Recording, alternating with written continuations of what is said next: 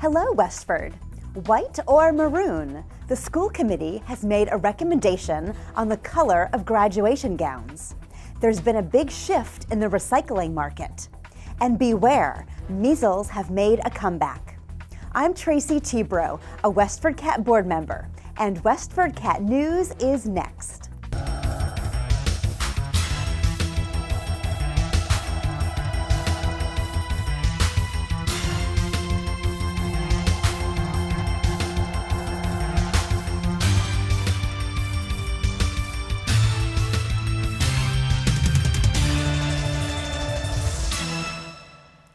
Before we get started, I'd like to remind you to subscribe to our free daily newsletter with all the latest Westford news delivered to your inbox. Just visit westfordcatnews.org and click on the red subscribe button in the upper right-hand corner. The school committee tackled two tough topics on December 3rd without making any final decisions. Superintendent Bill Olson, who was absent from the meeting, is proposing to push back the start of the school day by half an hour. The purpose is to give high schoolers more sleep time. Research shows that sleep contributes to important cognitive, emotional, and performance-related functions, according to Assistant Superintendent Carrie Cleary. Here she is presenting Olson's proposed start times. So here are our starting times and ending times currently. Our high school and middle schools start and end at the same time, 7:35 to 1:55. Grades 3 to 5 starts at 8:25 and goes until 2:30.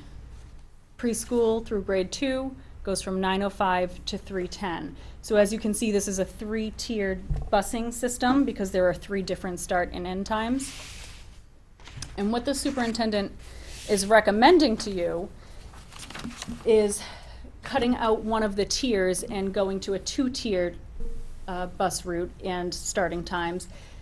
The middle school and high school would still stay together, and they would start at 8 o'clock and get out at 2:20. So it's about a 30-minute delay in their school day. Preschool through grade 5 would start at 9:05 and go until 3:10. In other school committee news, members recommended that graduating seniors choose either a maroon-colored gown or a white one, regardless of gender. Traditionally, male students wear maroon and female students wear white on graduation day at Westford Academy. Cleary said students graduating in June will have a choice of either color. Here she is reminding the committee and audience members why the gowns are worn, followed by school committee member Gloria Miller, who initiated the discussion on gender and gown color. I think in terms of the robes, I do think it's symbolic of the students' accomplishment. It's nice to have some level of uniform sitting in the crowd saying that we have all made it this far. I do think the reason why I feel that way is based on tradition, but we can't pretend that that pride and tradition doesn't exist. In terms of the school colors, we've talked about white is not, but with the maroon, that's WA pride. And while it could mean something to someone somewhere else in the context of Westford Academy, all around the school you see maroon and gray with some white accents. And so I would be very concerned that through this discussion that the pendulum swings so far that now we're sort of taking reason away and not considering the students and the emotion that would bring for a reason that may not exist. So I hate to create a solution to a problem that doesn't exist. The purpose of this review was never to remove all tradition or all form of ceremony in any respect, but really to remove what was an arbitrarily gendered distinction. Also at the meeting, school committee members listened to a presentation of the fiscal 2020 budget. To watch it and the entire school committee meeting, visit westfordcat.org. A shift in the recycling market is requiring changes to the way residents recycle plastics, glass, cans, and paper.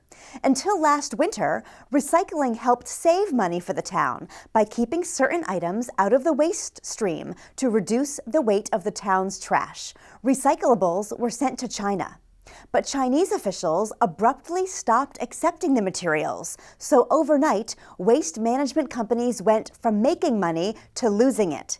Here's Ellen Hardy, co-chairman of the Recycling Commission, explaining to news director Joyce Polino Crane how this affects the town. Spending a lot more money than we used to. When we started the recycling program in Westford back in the 1980s, Joyce, we first started with just recycling paper. Right. It was the heaviest item in the trash. We were paying per ton to take our trash to an incinerator, so we said, let's take out the heaviest item, and that was newspaper. And we were getting paid a pretty penny when we collected that one Saturday a month down on Route 110. So the economics were so simple. It cost you money if you put it in the trash, and it generated money for the town if we collected it. That's been turned upside down, as Chris just explained. Westford's recycling company, Republic Services, is still collecting the materials, but at a cost. A need for additional labor to sort and clean the recyclables is costing the company between $60 and $100 per ton. Here's Chris Massera, Republic Municipal Services Manager, explaining the issue.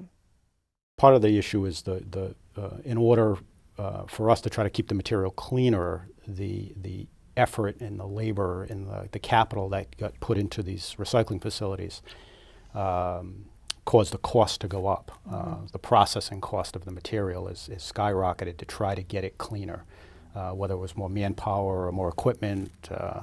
By slowing down the process, it would take a lot more effort to process it. Special town meeting voters approved an appropriation of $80,000 this fall to cover the cost. Members of Westford's Recycling Commission have launched an educational campaign to raise awareness. Here's Hardy explaining the situation. So what's important for Westford recyclers to understand is that we are in this sort of twilight zone of recycling, and we just ask the residents to bear with us and make Westford's recycling as fine a quality as it can be. You don't have to wash it with your dishes, but so that when the markets do turn around, Westford is poised and ready to be among the communities that are right there at the top. To watch the entire Main Street episode, visit WestfordCAT.org. Westford has joined the rest of the country in mourning the death of the 41st President, George Herbert Walker Bush, who passed away on November 30th at age 94. The flags at the Town Common and nearby bank, as well as the library and new and old fire stations, will remain at half-staff until the end of December in his honor. Before serving as President of the United States from 1989 to 1993, Bush had been a decorated World War II Navy pilot, a successful oil executive, a U.S. Representative of Texas, and Director of the Central Intelligence Agency, among other accomplishments. The 8 days of Hanukkah began on Sunday, December 2nd, and as he does every year, Rabbi Zalman Gurkow led the lighting of the menorah in the town common. But first, he reminded those who gathered that menorahs were being lit around the world that night. Every single year, every single day, we will spread light, and we will not rest until we illuminate the darkness throughout the entire world. But that's not enough. We have to also illuminate the darkness in our own lives. The story of Hanukkah is a personal story. The story of Hanukkah is a story that we have to experience every single day, because guess what? We have a menorah in our hearts. The Department of Public Health recently issued a warning that there has been a second confirmed case of measles in the greater Lowell community. Because the patient was active in the community during the infectious period, anyone living in Lowell or the surrounding communities could have been exposed. Symptoms are fever, cough, runny nose, white spots in the mouth, pink eye, and rash. If you develop symptoms, stay home and call your doctor's office for instructions. Measles spread easily. Vienna and Genoa are 2-year-old cats available now for adoption at the Lowell Humane Society. Here's WestfordCAT's production coordinator, Patty Stocker, with more. This week, the Lowell Humane Society is looking to find one home for 2 cats brought into the shelter together. Genoa and Vienna are approximately 2 years old, are very shy around people, but are absolutely affectionate with each other. Here's Shelter Marketing and Fundraising Director Crystal Arnott with more. So Vienna and Genoa came to the shelter with 17 other cats, and they are very, very nervous cats. They didn't have a whole lot of handling in their prior home, but they absolutely love each other, and they do also love other cats. They'll do best in a house that doesn't have dogs and maybe has really social friendly cats that they could learn from. Or they could go to a house that doesn't have any other pets. They'd probably also do best in a home with older children, not young kids who are loud and boisterous, but maybe teenagers and older who understand that they need a lot of space to settle in. They are what we call spirit cats because they are very nervous of people, but very, very comfortable with other cats. And will do best in a house that understands that they may not ever be lap cats, but they'll still give you lots of joy in other ways. Once they're settled in and comfortable, they do become more affectionate with people, but they're never going to be, lap cats who curl up and watch TV with you at night. So we're looking for some really special folks to come in and give these girls a home.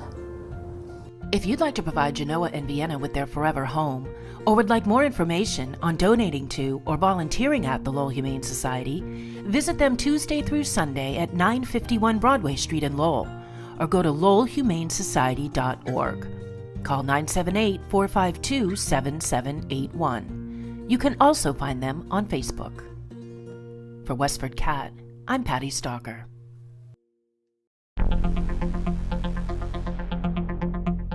We've had sunny, cold days so far this week. Here's what's ahead.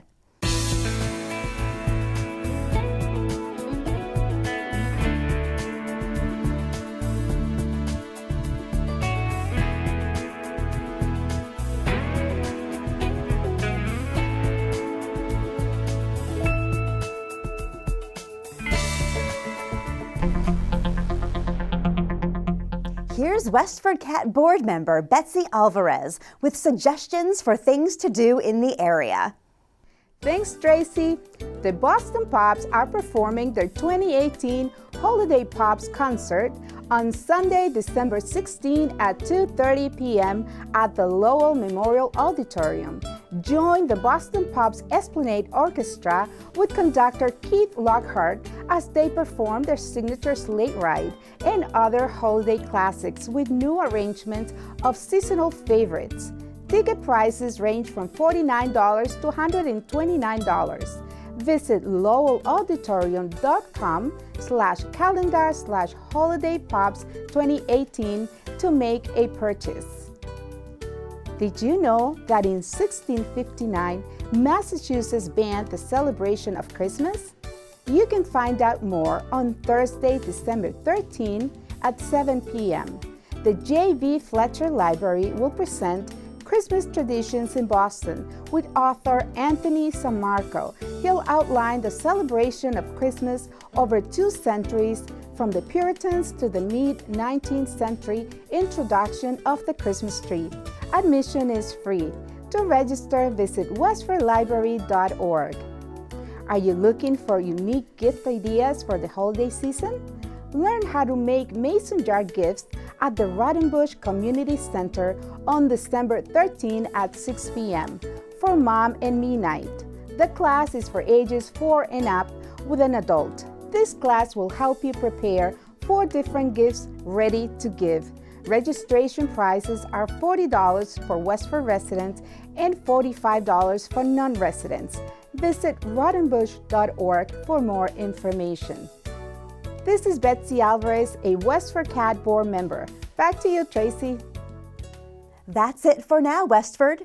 We leave you with images from WestfordCAT's holiday party on December 5th.